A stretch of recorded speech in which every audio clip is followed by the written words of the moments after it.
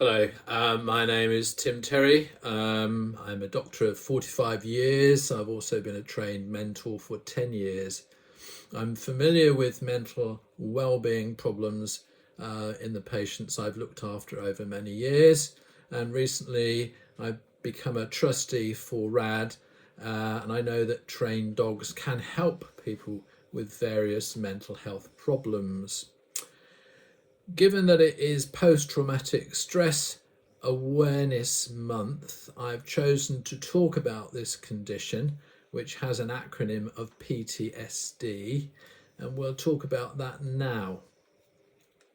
This will be the first podcast of a series of podcasts in which I will talk about the challenges that people with mental well-being experience. So mental well-being, just like physical well-being, can be affected by a number of conditions. Depression and anxiety are the commonest, and of course they can coexist. These conditions may be related to inheritance, genetic problems, but more often they are reactions to the world we all live in and grown up in. Symptoms of anxiety are simply those resulting from the normal fight-flight reaction to challenging situations, which everyone faces on an almost daily basis. When these feelings have triggers and have persistent feelings, they become problematic. Similarly, depression is a response to traumatic situations. When it is short-lived, it is a normal emotion, and everyone experiences this.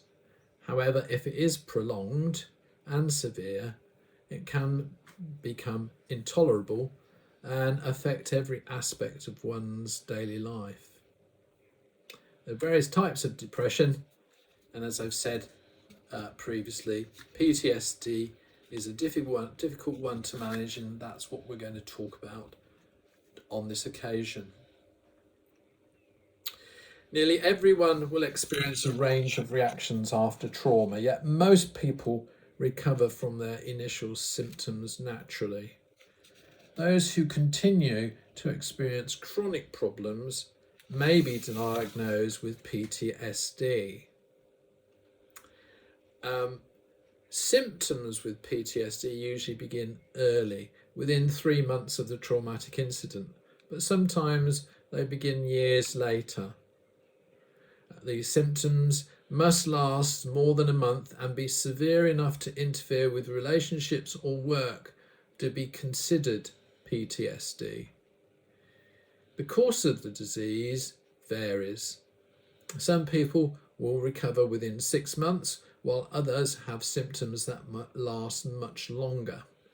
In a small proportion of people, the condition becomes chronic.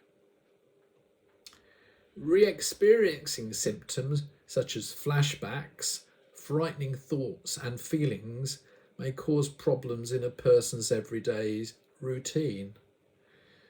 Words, objects, or situations that are reminders of the previous traumatic event can also trigger symptoms which may cause problems in person's everyday routine. The symptoms can start by various triggers which can lead to avoidance behaviour. Arousal symptoms commonly occur, and these are being easily startled, feeling on edge, difficulty sleeping, and having angry outbursts.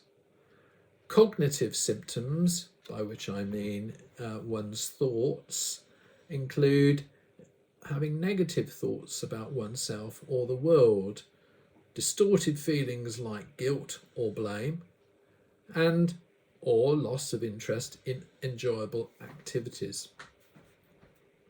About 7% of people will experience some form of PTSD during their lives. It can happen at any age, and children and war veterans are particularly susceptible to PTSD. Recovery depends on support from a number of sources, and one of these can be the presence of a trained dog. Other support can be gained from friends, family, and support groups. It's important to develop a positive coping strategy, however.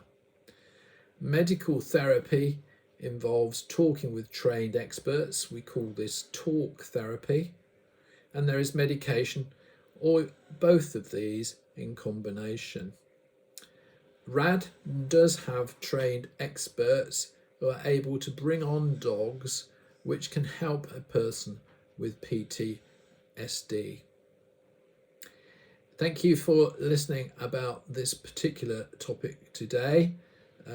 I should be with you next week when I'm going to talk about resilience to stress.